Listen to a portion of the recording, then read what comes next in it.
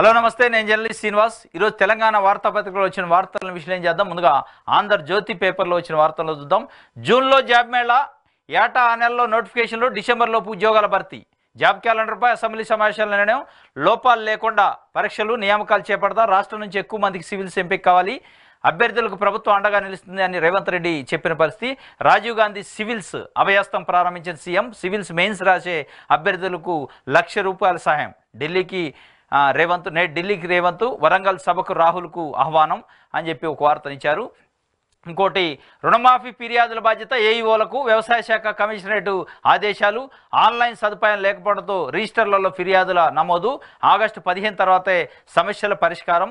ఇంకా మాఫీ కాలే, పైసలు తక్కువ వచ్చాయి. ఆదిలాబాద్ జిల్లాలో రైతుల ఫిర్యాదు. రుణమాఫీకి సంబంధించి ఫిర్యాదుల బాధ్యత ఏఈఓలకు ఇచ్చారట, ఆన్లైన్ లేదు కాబట్టి. మాఫీపై ఆందోళన వద్దు, ప్రతి కుటుంబానికి రుణ విముక్తి చేస్తాం. కొన్ని బ్యాంకులు 2018కు ముందున్న జాబితా ఇవ్వడంతోనే తేడాలు వచ్చినాయి. రుణమాఫీ తర్వాతే వరంగల్లో సభ అని చెప్పి తుమ్మల నాగేశ్వరరావు వ్యవసాయ శాఖ మంత్రి చెప్తున్న పరిస్థితి. దానికి సంబంధించి కూడా ఒక వార్తనిచ్చారు. ఇది ఆంధ్రజ్యోతికి సంబంధించి మెయిన్ హెడ్డింగ్స్. మీ కష్టానికి గుర్తింపు, హైదరాబాద్ అభివృద్ధిలో భాగస్వాముల వంటి కమ్మవారికి అవకాశాలు ఇచ్చి నైపుణ్యాలను ప్రోత్సహిస్తాం. మన కులాన్ని ప్రేమిద్దాం, ఇతరులు గౌరవిద్దాం. ఢిల్లీలో తెలుగువారికి కీలక నాయకత్వం లేదు. ఖమ్మ గ్లోబల్ ఫెడరేషన్ హౌస్లో ముఖ్యమంత్రి రేవంత్ రెడ్డి ఖమ్మ కేజీఎఫ్ అని ఒక సమావేశం జరిగింది. దానికి సంబంధించి మీ కష్టానికి నాది గుర్తింపు, నేను గుర్తింపిస్తాం, మీరు రండి పెట్టుబడులు పెట్టండి అని వాళ్ళకు కూడా ఒక పిలిపించిండు. ఉద్యోగుల బదిలీలకు మరో 10 రోజులు గడువు పెంచారట. 31 వరకు పెంచే ఛాన్సు. ఈ నెల 20 వరకే అన్నారు. దానికి ఇంకో 10 రోజులు పెంచారట. ఇది ఒకటి. ఇంకోటి, యూపీపీఎస్సీ చైర్మన్ రాజీనామా. వ్యక్తిగత కారణాలతోనే వైదొలిగిన మనోజ్ మరో 5 ఏళ్లు పదవి కాలం ఉండగానే నిన్న యూపీఎస్సీ చైర్మన్ పదవికి రాజీనామా చేసిండు. ఆయన వాస్తవంగా ఏప్రిల్లోనే వచ్చిండు. అతి తక్కువ కాలంలో రిజైన్ చేసిండు. మరి యూపీపీఎస్సీకి సంబంధించి అనేక ఆరోపణలు, ట్రైనీ ఐఏఎస్కి సంబంధించి ఆరోపణలు వస్తాయి. దానిపైన ఏమన్నా ఇబ్బంది పడి రాజీనామా చేయాల్సి వచ్చిందా, ప్రభుత్వం ఏమైనా చేయించిందా తెలియదు, కానీ రాజీనామా అయితే చేసిండు. ఇది ఒక వార్త. నీట్ ఫలితాల్లో రాజ్కోట్ రహస్యం. ఈ ఒక్క నగరంలోనే 80% మందికి అర్హత. ఒకే కేంద్రంలో 789 మందికి 550 పైనే. రాజస్థాన్లోనూ అనూహ్య ఫలితాలు. సీకర్లో 2037 మందికి 650 పైగానే. 15% మందికి ప్రభుత్వ సీట్లు. అప్పట్లో హర్యానాలో 7గురికి 720. ప్రస్తుతం అత్యధిక స్కోరు 682. కేంద్రాల వారిగా నీట్ ఫలితాలు వెల్లడి. ప్రిలిమ్స్ ఫైనల్స్ నీట్లో మార్పులు. నీట్ ఫలితాల్లో రాజ్కోట్ రహస్యం అట. ఒకే కేంద్రంలో ఒకే నగరంలో 85% మందికి సీట్లు వచ్చినాయట. దీనికి సంబంధించి ఆంధ్రజ్యోతి ఒక వార్తనిచ్చింది. బడ్జెట్ 2,90,000 కోట్లట. 25న కేబినెట్ భేటీ, బడ్జెట్కి ఆమోదం. అదే రోజు అసెంబ్లీలో ప్రవేశపెడతారు. 22న ఆర్థిక శాఖ అధికారులతో సీఎం రేవంత్ రెడ్డి భేటీ. శాఖలు పథకాల వారిగా బడ్జెట్ 10కు తుది మెరుగులు. వ్యవసాయము నీటిపారుదల శాఖలకే ఎక్కువ కేటాయింపులట. రాష్ట్ర బడ్జెట్ 2,90,000 కోట్లు ఉండే అవకాశం ఉంది. ఈ నెల 25న బడ్జెట్ ప్రవేశపెడతారట. 22న కేంద్ర బడ్జెట్ ప్రవేశపెడతారు. దానికి సంబంధించిన నిధులు తెలిసిన తర్వాత 25న ఇది పెట్టే అవకాశం ఉంది. ఇంకోటి ఇంపార్టెంట్, రైతు బీమాలో కొత్త రైతులు వివరాల నమోదుకు ఆగస్టు 5 వరకు గడువు. సంతకం చేసి నామినీ పేరుతో ఏఈఓలకు ఇవ్వాలి. ఆగస్టు 10వ తేదీ నాటికి ఎల్ఐసికి జాబితా. రైతు బీమాకు సంబంధించి కొత్తగా పాస్బుక్లు వచ్చిన రైతులు ఎదురు చూస్తున్నారు. రైతు బీమా ఎప్పుడు కొత్త వాళ్ళకి ఇస్తారని వాళ్ళకి తీపి కబురిచ్చింది రాష్ట్ర ప్రభుత్వం. ఈ నెల స్టార్ట్ అయిందట. వచ్చే నెల 5 వరకు, ఆగస్టు 5 వరకు గడువు పెట్టారు. ఏఈఓలను సంప్రదించి వాళ్ళ Aadhaar card, passbook xerox, nominee పేరు డీటెయిల్స్ ఇస్తే ఈ రైతు బీమా వర్తించేటట్టు వాళ్ళు ఆన్లైన్లో నమోదు చేస్తారట. కొత్తగా రైతు బీమా కావాలనుకున్న రైతులకు ఒక తీపి కబుర్ని రాష్ట్ర ప్రభుత్వం ఇచ్చింది. ఇంకోటి, విద్యా కమిషన్ చైర్మన్గా ఆకునూరు మురళి. మాజీ ఐఏఎస్ పేరును పరిశీలిస్తున్న ప్రభుత్వం. తెలంగాణ రాష్ట్ర ప్రభుత్వం విద్యా కమిషన్, వ్యవసాయ కమిషన్ వేయాలని ఒక లక్ష్యంతోనుంది. దాంట్లో విద్యాశాఖ కమిషన్గా ఆకునూరు మురళి రిటైర్డ్ ఐఏఎస్, ఆయన్ని పెట్టాలని ఒక ప్రయత్నం చేస్తుంటారు. ఇది ఒక ఆంధ్రజ్యోతికి సంబంధించి మెయిన్ హెడ్డింగ్స్. దీంట్లో ప్రధానంగా రుణమాఫీ ఫిర్యాదుల బాధ్యత ఏఈఓలకు ఇచ్చినవని ప్రభుత్వం చెప్తుంది. రుణమాఫీ విషయం పైన కొన్ని లక్షల మంది రైతులు ఆఫీసుల చుట్టూ, బ్యాంకుల చుట్టూ తిరుగుతున్నారు. మీరు ఏఈఓలకు ఇస్తారా, ఏఓలకు ఇస్తారా, జేడీలకు ఇస్తారా పక్కన పెడితే రాష్ట్ర ప్రభుత్వం స్పష్టమైన విధానం లేదు. 567 జీవో ఇచ్చారు. దాంట్లో రేషన్ కార్డు ఉన్న రైతులకే రుణమాఫీ అన్నారు. కానీ మళ్ళీ ఆఫ్లైన్లో ఏం చెప్తున్నారు మీరు? ఆఫ్ రికార్డులో రేషన్ కార్డు ప్రామాణికం కాదు, రేషన్ కార్డు లేకపోయినా రుణమాఫీ చేస్తాను. ఈ ఏదైతే కొన్ని లక్షల మంది రుణమాఫీ రాని వాళ్ళలో రైతు రుణమాఫీ పోవటానికి కారణం మీకు రేషన్ కార్డు లేదు కాబట్టి రావట్లేదని చెప్తున్నారు. దానిపైన నిర్దిష్టంగా గైడ్ లైన్స్ లేవు. కానీ ఏఈఓలకు బాధ్యత ఇచ్చినా అంటున్నావు, ఫిర్యాదుల బాధ్యత ఇచ్చేం సుఖం. మీరు పై స్థాయిలో తీసుకోవాల్సిన నిర్ణయం రేషన్ కార్డు లేకపోయినా ఇస్తారు, ఎట్లా ఇస్తారు అనేది విషయం చెప్పాలి కదా, ఆ గైడ్ లైన్స్ ఉండాలి కదా. మీరు ఏమి లేకుండా బాధ్యతలు వాళ్ళకి ఇచ్చినా సుఖం లేదు, కానీ దానిపైన క్లారిటీ ఇవ్వాలి. రేషన్ కార్డు లేని వాళ్ళకి ఎట్లా, రేషన్ కార్డు ఉన్న వాళ్ళకంటే ఫ్యామిలీ గ్రూపింగ్ చేశారు, అది అయిపోయింది. రేషన్ కార్డు లేని రైతులని ఎట్లా తీసుకుంటున్నారు ఫ్యామిలీ గ్రూప్గా అనే విషయాన్ని ప్రభుత్వం ఇక్కడ కూర్చొని చర్చించి ఇస్తే తప్ప దానికి పరిష్కారం రాదు. ఈ వందల వేల మంది రోజు ఆఫీస్ చుట్టూ తిరుగుతూనే ఉంటారు, అధికారులను తిడుతూనే ఉంటారు, అధికారుల దగ్గర పోతూనే ఉంటారు, అధికారులపైన ఒత్తిడి చేస్తారు, కానీ వాళ్ళు ఏం చేయలేని పరిస్థితి. ఏఈఓలకి ఇస్తే ఏం చేస్తారు ఏఈఓలు? మీరు గైడ్లైన్స్ సరిగ్గా చేయకుండా పైన నుంచి ప్రభుత్వం ఏఈఓలు ఏం చేయాలా? కొట్లాడాలా రైతులతోని? ఇది ప్రధానమైన సమస్య. రిజిస్టర్లో ఫిర్యాదుల నమోదు కార్యక్రమం అంటే ఇది అడుగును పడ్డట్టే. రిజిస్టర్లో రాసుకునే కథ వచ్చిందంటే అది ఇక తిరుపతి ఉండి లేచినట్టే, అది వచ్చేది కాదు, మన్ను కాదు. ఈ రిజిస్టర్లో ఏందబ్బా, ఆన్లైన్లో పోర్టల్ పెడతానంటారు మీరు.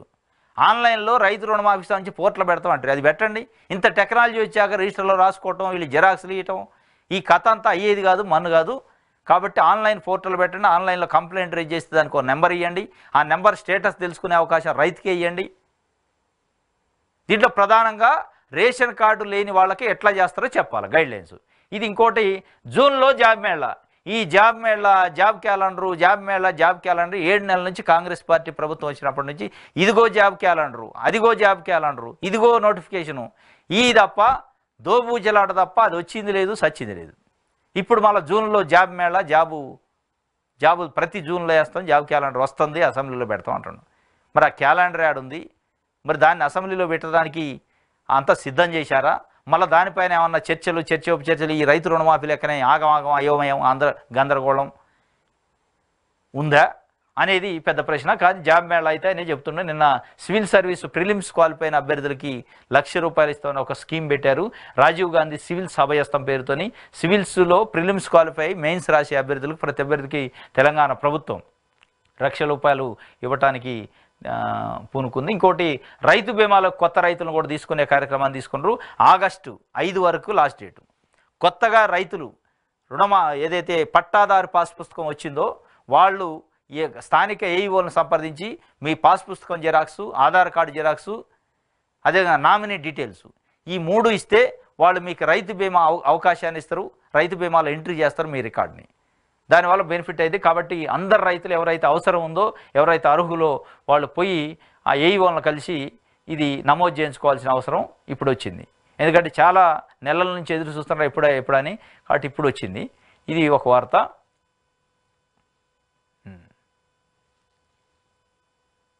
మాఫీపై ఆందోళన వద్దు, ప్రతి రైతు కుటుంబాన్ని రుణముక్తి చేస్తాం. ఆందోళన వద్దని మీరు చెప్తే, ఉట్టికి నోటుతో చెప్తే ఎవడింటాడు?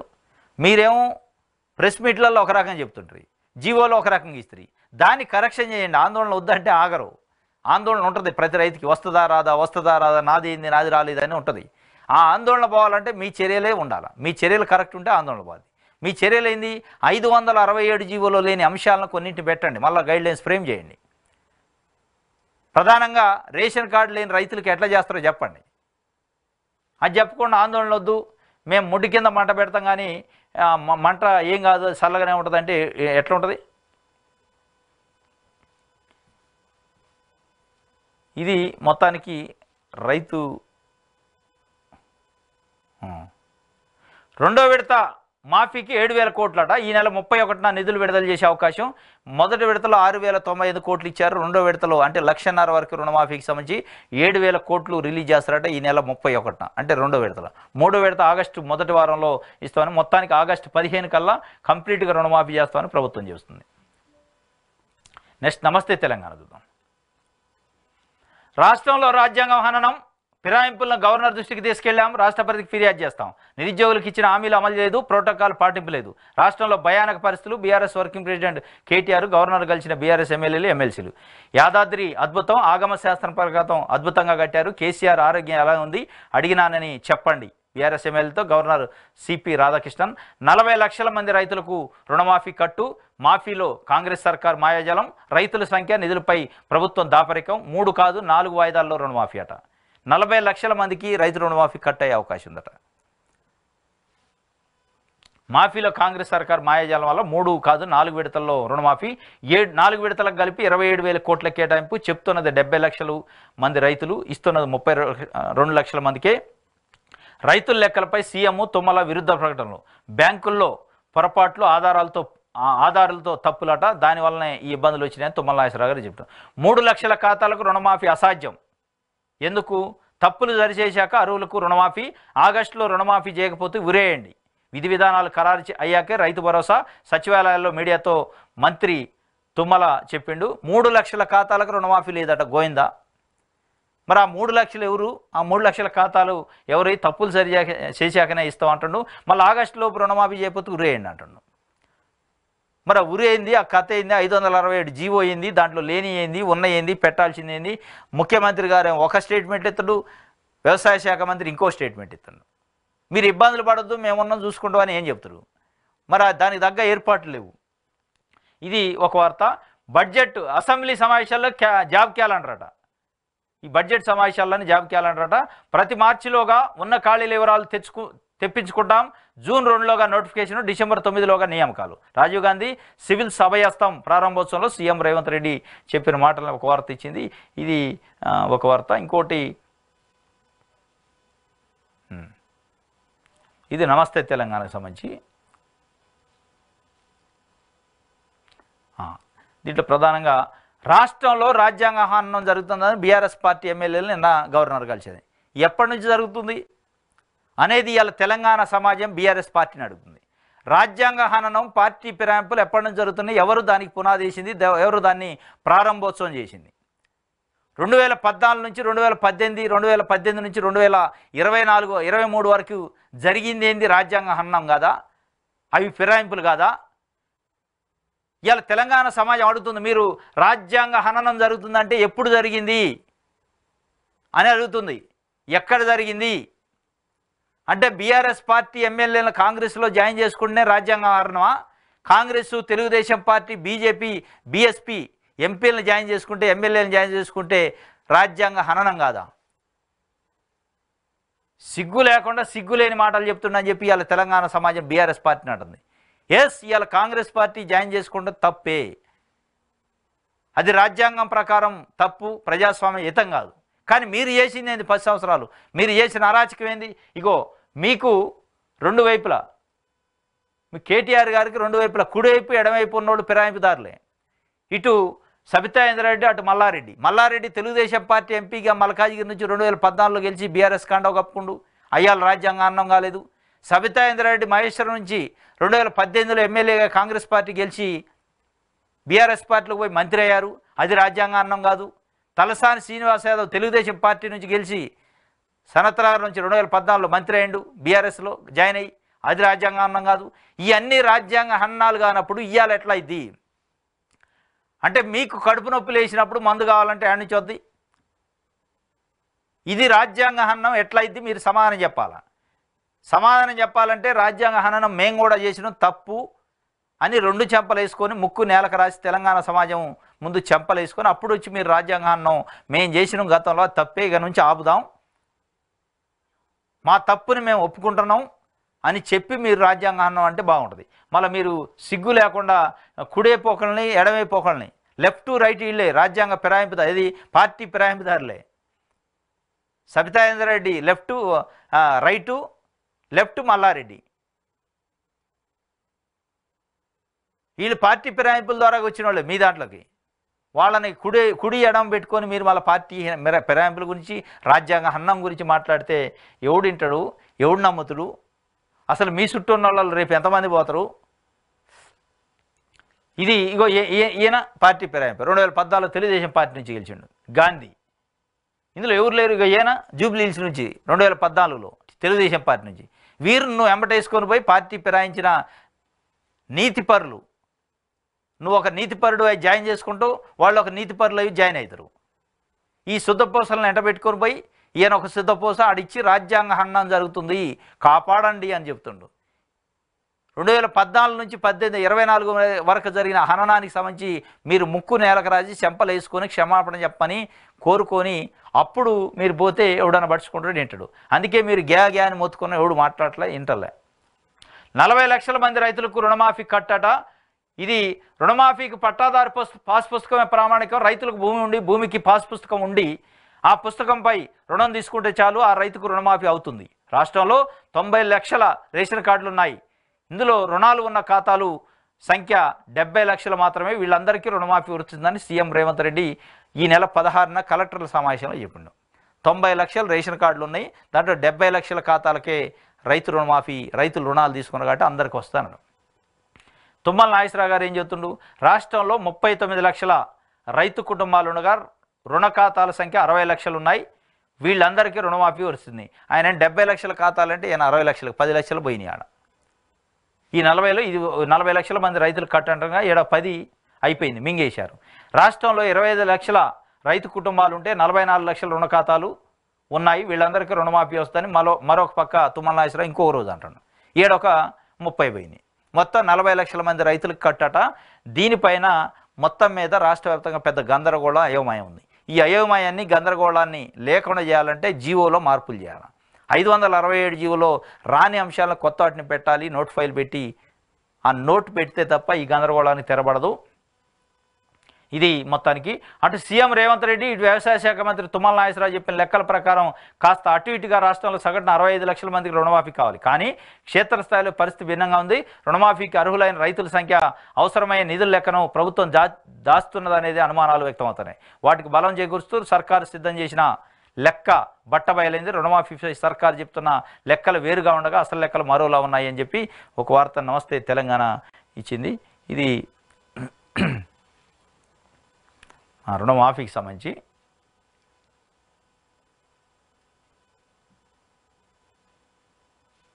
ఇది నమస్తే తెలంగాణ. సాక్షి చూద్దాం. కరువుదేర వర్షాలు, రాష్ట్ర వ్యాప్తంగా భారీ నుంచి అతి భారీ వర్షాలట. అత్యధికంగా ఖమ్మం జిల్లాలో 4.6 సెంటీమీటర్ల సగటు వర్షపాతం, రాష్ట్ర వ్యాప్తంగా 1.79 సెంటీమీటర్ల సగటు వర్షపాతం. పలుచోట్ల పొంగి పొర్లుతున్న వాగులు, లోతట్టు ప్రాంతాలు జలమయం, పంట పొలాలను ముంచెత్తిన వరద. ఆదిలాబాద్ జిల్లా జనైద్ మండలంలో తెగిన తాత్కాలిక వంతెన. మరో 2 రోజుల వర్షాలు, 10 జిల్లాలకు ఆరెంజ్ అలర్టు. గ్రేటర్ హైదరాబాద్లో భారీగా ఈదురుగాలు వర్షాలు, కరువుదేర వర్షాలు వచ్చినాయట. ఇంకోటి బడ్జెట్ సమావేశాల్లో జాబ్ క్యాలెండర్ అని కూడా సాక్షి పేపర్ మళ్ళీ ఒక వార్తనిచ్చింది. ఖమ్మ అంటే అమ్మ లాంటి ఆలోచన. ఖమ్మ గ్లోబల్ ఫెడరేషన్ సదస్సులో ముఖ్యమంత్రి రేవంత్ రెడ్డి, ఆ సామాజిక వర్గంతో నాకున్న సంబంధాల గురించి ప్రత్యేకంగా చెప్పక్కర్లేదు, నన్ను ఆ వర్గం ఎంతో అభిమానంతో చూసుకుంటుందని ఒక కులానికి సంబంధించి ఆయన ఒక మీటింగ్లో పాల్గొంటూ ముఖ్యమంత్రి రేవంత్ రెడ్డి ఖమ్మ అంటే అమ్మ లాంటి ఆలోచనట.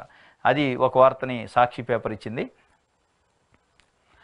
పంట రుణాలపై తప్పుడు వివరాలు ఇస్తే కఠిన చర్యలు తీసుకుంటారట రైతుల మీద మంత్రి తుమ్మల నాగేశ్వరరావు గారు. పంట రుణాలపై తప్పుడు సమాచారం ఎవడు రైతులు మీరే తప్పుడు చేస్తారు. ఆ జీవోలు తప్పించి ఆగమాగం చేసి రైతులను తిప్పుతున్నారు తప్ప వాళ్ళకి ఏం తెలుసు పాప, రైతులు ఎందుకు తప్పుడు సమాచారం ఇస్తారు.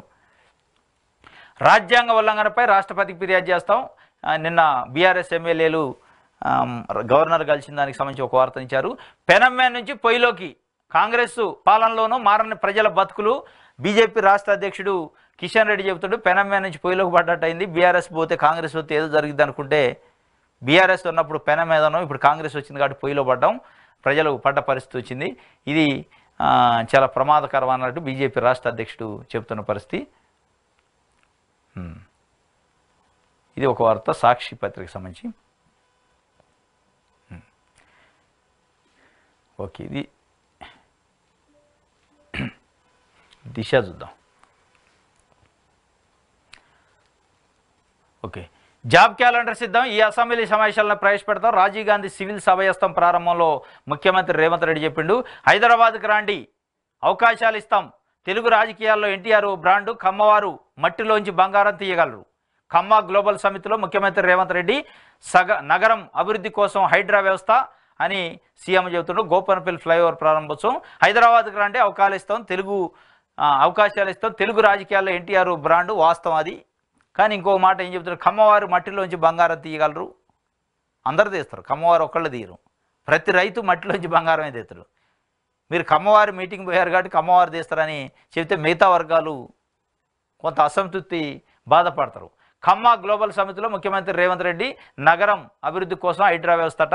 మొత్తానికైతే ఖమ్మూరుని ప్రస్థానం చేసుకునే పనిలో పడ్డాడు రేవంత్ రెడ్డి గారు. మీకు నాకున్న సంబంధం నాకు అంత బాగా తెలుసు, నాకున్న ప్రత్యేకత ఏంది మీ దగ్గర తెలుసు, నన్ను ఎంత ఆదరించారో మీరు నాకు తెలుసు అంటే, మిగతా మరి 95% మంది ఉన్న కులాలు మిమ్మల్ని ఆదరించలేదా, ఓన్లీ ఖమ్మూరే ఆదరించారా అనేది ఇప్పుడు పెద్ద ఎత్తున తెలంగాణలో చర్చ జరుగుతుంది. ఎక్కడికక్కడికి ఏనే బురద పూసుకుంటుండు. నాకు బాగా కమ్మోరు తెలుసు, నన్ను బాగా పైకి లేపిందే వాళ్ళు, మిగతా వర్గాలు ఎవరు లేపలేదు, మిగతా ఎస్సీ ఎస్టీ బీసీ మైనార్టీ వర్గాలు ఎవరు నన్ను పైకి తేలేదు, ఓన్లీ కమ్మోరు వలన నేను ఇవాళ ముఖ్యమంత్రి కుర్చీలో కూర్చున్నా అనే పద్ధతిలో ఆయన చెప్తుండు. నాకు వాళ్ళకున్న అవినాభావ సంబంధం ఇక తెలవంది కాదు, అది ప్రత్యేకంగా చెప్పాల్సిన అవసరం లేదు అని చెప్తుండు. ప్రతిరోజు 2 గంటలు పార్టీ లీడర్లకు టైం కేటాయించిన సీఎం, ఎంపీ ఎమ్మెల్యేలు ఎమ్మెల్సీలను కలిసేందుకు మాజీలు నేతలకు సైతం అవకాశం, సమస్యలు చెప్పుకునే ఛాన్స్ ఇవ్వాలని ఆలోచన. అసెంబ్లీ సెషన్ తర్వాత మొదలు వైఎస్ఆర్ను అనుసరిస్తున్న రేవంత్ రెడ్డి ప్రతిరోజు 2 గంటలు లీడర్లకు అవకాశం ఇస్తున్నాడు, పార్టీ లీడర్లకి. ఇది ఒక వార్తగా ఇచ్చింది. 25న కేబినెట్ మీటింగ్ అసెంబ్లీ కమిటీ హాల్లో సీఎం అధ్యక్షన. సెషన్ ప్రారంభానికి ముందే ఉదయం 9 గంటలకే బడ్జెట్ ఆమోదం. 25 నాడు బడ్జెట్ ఆమోదించే ముందు క్యాబినెట్లో అప్రూవల్ తీసుకొని బడ్జెట్ పెట్టాలి. 25 బడ్జెట్ ప్రవేశపెడతారు కాబట్టి ఆ సెషన్ ముందే అసెంబ్లీ హాల్లోనే క్యాబినెట్ మీటింగ్ పెట్టి క్యాబినెట్లో అప్రూవల్ తీసుకున్న తర్వాత బడ్జెట్ 25 ఉంటుందట. దీనికి సంబంధించి ఒక వార్త ఇచ్చారు. వచ్చినట్టే మేడిగడ్డ డ్యామేజ్తో నీరంతా సముద్రం పాలైందట. వచ్చిన వరద వచ్చినట్టే వదులుతున్నట, ఎందుకంటే డ్యామేజ్ ఉంది, ఏమైనా కూలిపోద్దామని. 6 రోజుల్లో 73 టీఎంసీలు వృధా అయింది. వేల కోట్లు ఖర్చు పెట్టినా చుక్క నీరు మిగలటం లేదు. 7వ బ్లాకు సమస్యతో మొత్తం గేట్లు ఓపెను, నీరు నిల్వ చేసుకోలేని నిస్సహాయ పరిస్థితి. రోజు రోజుకు పెరుగుతున్న వరద తీవ్రత ఎగువన అన్నారం వద్ద ఇలాగే ఉంది అని చెప్పి వీళ్ళేం కాంగ్రెస్ వాళ్ళు ఏం చెబుతున్నారు, వచ్చినట్టు నీళ్లు వదలాల్సిన పరిస్థితి వచ్చింది. అది నాసిరకంగా ప్రాజెక్ట్ ఉంది కాబట్టి 7వ బ్లాక్లో ఉన్న డ్యామేజ్ వల్ల మొత్తం గేట్లు ఎత్తి వదిలినాం. 1000 కోట్లు ఖర్చు పెట్టి ఇలా నీళ్లు నిల్వ చేసుకోలేని నిస్సహాయ స్థితిలో ఉన్న 73 టీఎంసీలు అయిపోయిందట అని వీళ్ళు చెబుతుండ్రు. కేటీఆర్ ఏం చెబుతుండు, కాళేశ్వరం యొక్క అద్భుతం ఏంది ఇవాళ తెలిసింది, నీళ్లు చూసినా ఎట్లా నిలిచినా అని ఆయన చెప్తుండ్రు. మీరు ఉచిత సలహాలు ఇవ్వద్దని వీళ్ళు చెప్తుండ్రు. కేటీఆర్ ఉచిత సలహాలు అవసరం లేదు, కమిషన్ల దోపిడీ కోసమే కాళేశ్వరం, ఏటా 10,000 కోట్ల విద్యుత్ బిల్లు, తమ్మిడిహట్టి దగ్గర ప్రాణహిత కడతాం, బ్యారేజీలు కట్టిన నిర్మాణం సంస్థలతో రిపేర్లు వర్క్ చేపిస్తామని చెప్పి కూడా ఆయన చెప్తుండు. ఇది ఒక వార్త. రైతులను మోసం చేసి క్షీరాభిషేకాల. రాష్ట్రంలో రాహుల్ రేవంత్ దోపిడీ, జాబ్ క్యాలెండరు, నిరుద్యోగ వృత్తి ఎక్కడ? 10 రోజులకే సెక్రటరియట్లోకి ఎంట్రీ, ప్రజాపాలన కాదు ముంచే పాలన.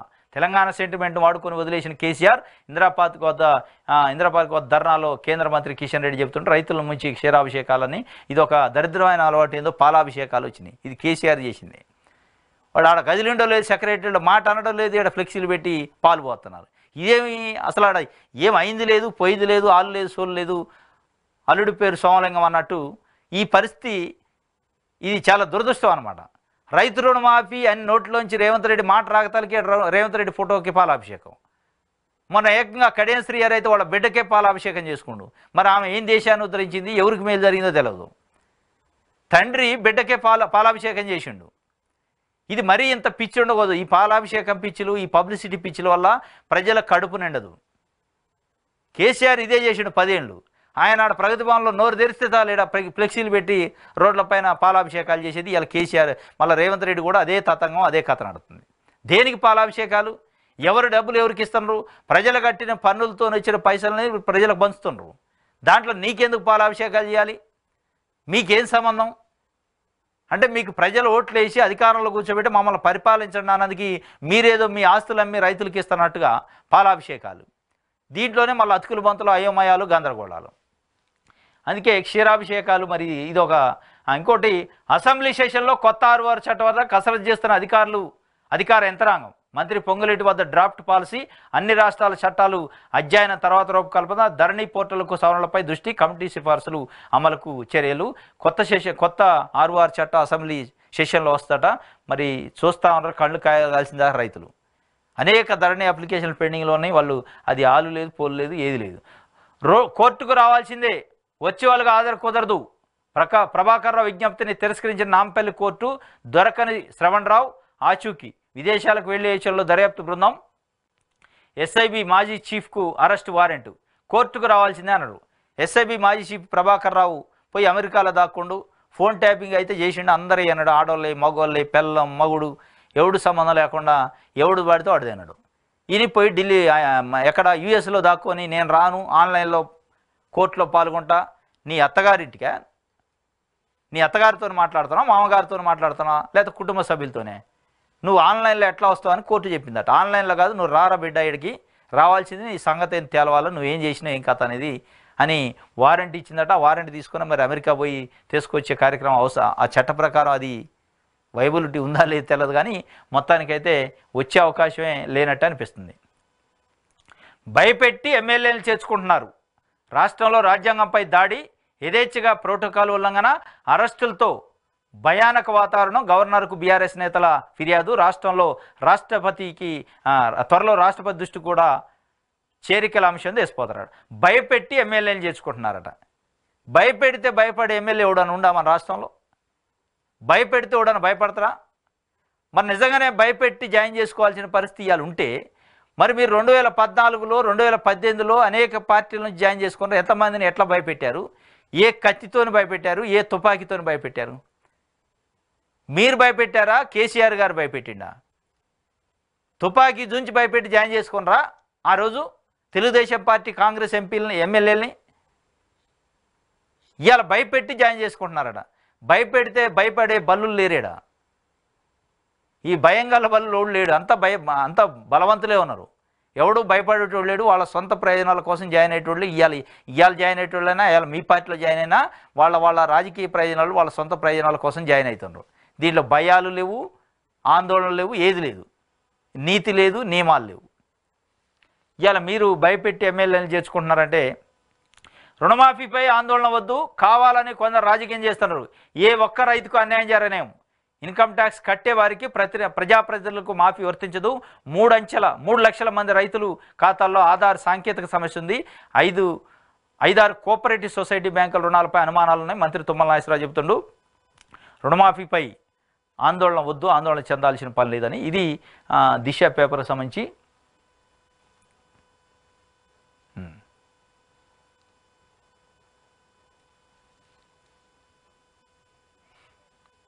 ప్రతిరోజు 2 గంటలు పార్టీ లీడర్లకు టైం కేటాయించిన సీఎం.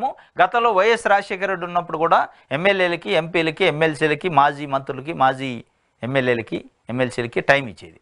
రోజు 2 గంటలు. అప్పట్లో క్యాంప్ కార్యాలయంలో వాళ్ళ కోసం టైం ఇచ్చి వాళ్ళ నియోజకవర్గం, వాళ్ళ ప్రజల సమస్యలు, వాళ్ళకి రావాల్సిన బడ్జెట్, ఆ వ్యవహారాలని మాట్లాడేది. ఇప్పుడు రేవంత్ రెడ్డి కూడా అదే స్టైల్లో ప్రజా దర్బారు, ఆయన అయితే ప్రజా దర్బారు కూడా పెట్టేది రాజశేఖర రెడ్డి. ఎమ్మెల్యేలు, ఎంపీలతో ఒక 2 గంటలు పెట్టుకునేది, ప్రజలతో కూడా 1 గంట సేపు గడిపేది, వాళ్ళ సమస్యలు వినేది. కానీ రేవంత్ రెడ్డి వినే పరిస్థితి లేదు. ఆడ ఆఫీసర్ని ఏదో పెట్టి నడిపిస్తాను. ఇప్పుడు ఆయన ప్రజాప్రతినిధులకు రోజు 2 గంటలు టైం ఇచ్చే అవకాశం ఉందట. పార్టీ నాయకులకి, ప్రజాప్రతినిధులకి ఇచ్చి వాళ్ళ సమస్యల్ని వినే కార్యక్రమం తీసుకుంటున్నారట. ఇది ఒకటి కాంగ్రెస్ పార్టీ లీడర్లకి సంతోషకరమైన వార్తే.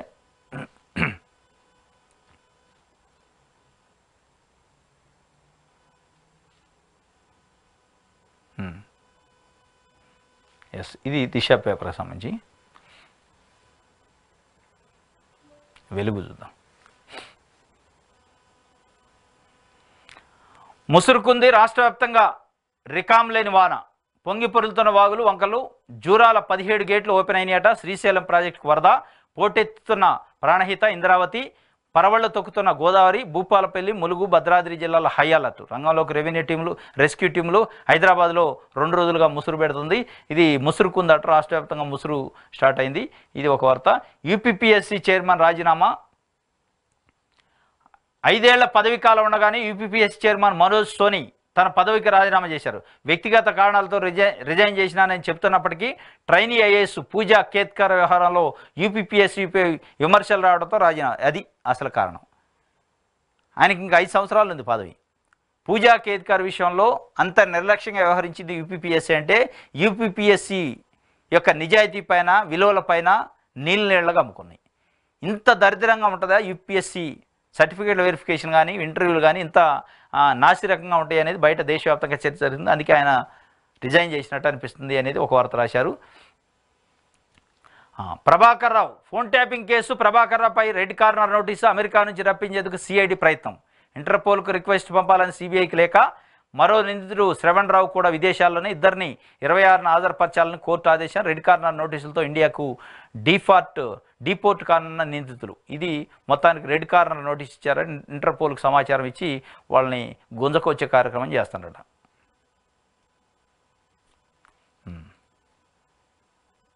ఇది ఒక వార్త.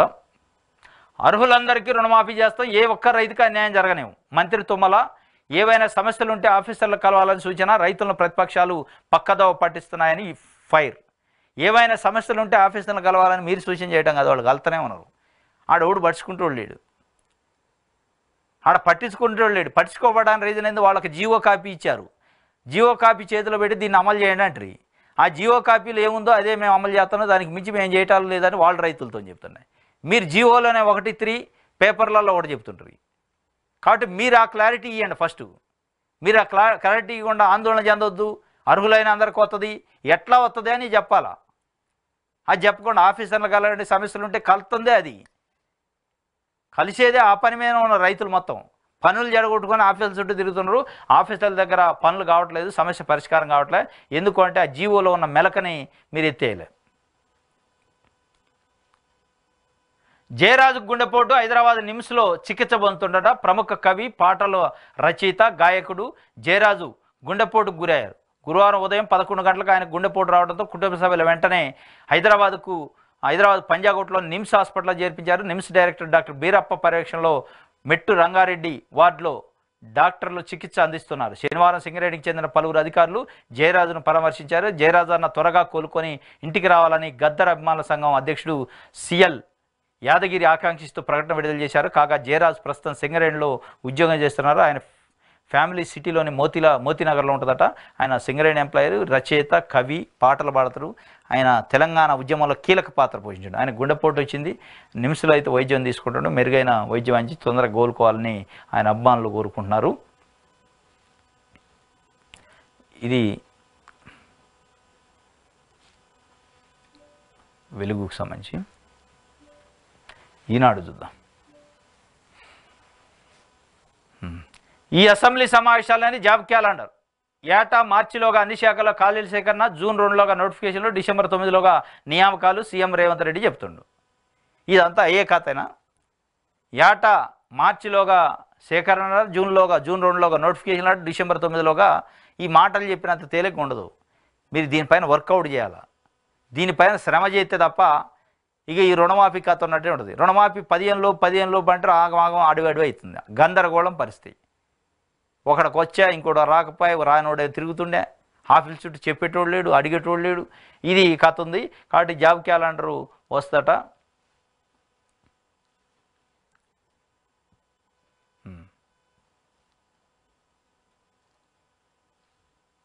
ఇది ఈనాడుకి సంబంధించి. ఇది ఈరోజు తెలంగాణ వార్తాపత్రికలో వచ్చిన వార్తలకు సంబంధించిన విశ్లేషణ. రేపు తాజా వార్తలతో తిరిగి కలుసుకుందాం. Thank you.